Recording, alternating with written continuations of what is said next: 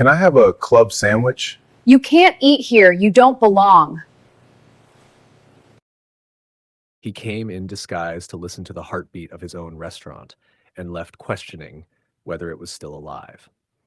People say the clearest truth shows up in how someone treats a person they believe has no value.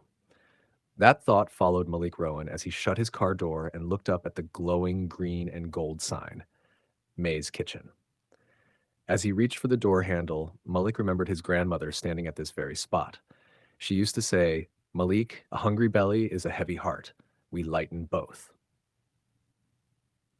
He could almost feel the phantom warmth of her flour-dusted hand on his shoulder, but as the door creaked open, that warmth vanished. The air conditioning was too high, and the air smelled more like industrial cleaner than slow-cooked soul. It had been over a year since he'd walked through those doors as a regular guest. As the owner, Malik usually stayed invisible. Supplier calls, back office spreadsheets. But lately, something felt wrong. Anonymous reviews, quiet warnings. He had stripped away the title, worn jeans with a frayed knee, a faded hoodie, a baseball cap pulled low. Nobody would recognize him, not even the employees he paid twice a month. At 12:46 p.m., right in the middle of the lunch rush, he stepped inside. The smell of slow-smoked meat and sweet cornbread was there, but the atmosphere was cold. Malik stood at the counter. Jackson, a thin guy with short twists, leaned against the register as if the weight of a greeting was too heavy to carry. The glass of the display case was smudged with fingerprints.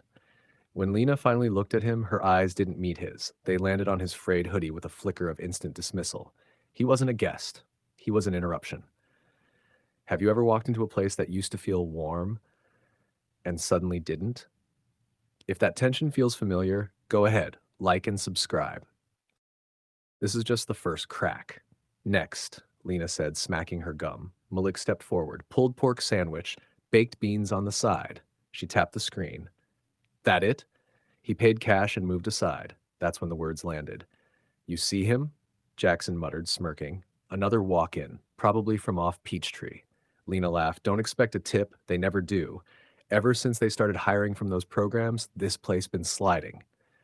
They say the owner's some rich black dude, Lena added, never shows his face, probably sipping smoothies somewhere fancy. Jackson snorted. Bet he don't even know who works here. The sting wasn't just anger, it was disappointment. This place was built to give people chances. Malik turned back. Cancel the order. I lost my appetite. Malik sat in his car, engine off, replaying every careless word. He realized he had become a ghost boss. He watched the customers, a suited man frowning at a drink, a mother soothed a restless toddler ignored for too long. He circled to the back alley. Through a cracked kitchen window, he heard laughter. Then, a deep voice, Marcus, the grill lead. Malik had hired him fresh out of a halfway house years ago. He ain't ever coming back, Jackson's voice floated out. If he does, he'll act brand new. Watch your mouth, Marcus snapped. This place saved people. Silence followed, then scoffing. If he don't care, why should we? The next morning, Malik sat outside, no disguise. Clean jacket, boots. At 9 a.m. he walked in, the staff clustered near the booths, the air thick with sudden realization. Yesterday I came in disguised, Malik said, his voice low and steady. I stood right there, and I heard employees mocking the purpose of this kitchen. He looked straight at Lena and Jackson. I own this place. I also stopped showing up. That part's on me. But disrespect? That's on you. He pulled Lena and Jackson into the narrow hallway near the pantry. No audience. You think I'm mad because you talked about me, he said. Jackson started to protest, but Malik held up a hand. I'm not. I'm mad because you looked at a man you thought had nothing and decided he didn't deserve a hello. If you only give respect to people with fancy cars, you aren't serving, you're auditioning. And my grandmother didn't build a stage. She built a kitchen. Malik didn't fire them. He gave them one shift to prove they belonged. At 12:46 p.m., the same time as the day before, a nervous teenage boy entered. Hoodie faded, eyes searching exits. It was Noah, a kid from the local shelter program. Noah fumbled with his change, dropping a handful of nickels on the floor. The room went quiet. The old Lena would have rolled her eyes, but Malik watched as Lena stepped around the counter. She knelt on the floor and helped the boy gather the coins. Don't worry about it, she said, her voice a bit stiff but honest. We've all had a first day somewhere. She caught Malik's eye. He didn't smile yet, but he didn't look away.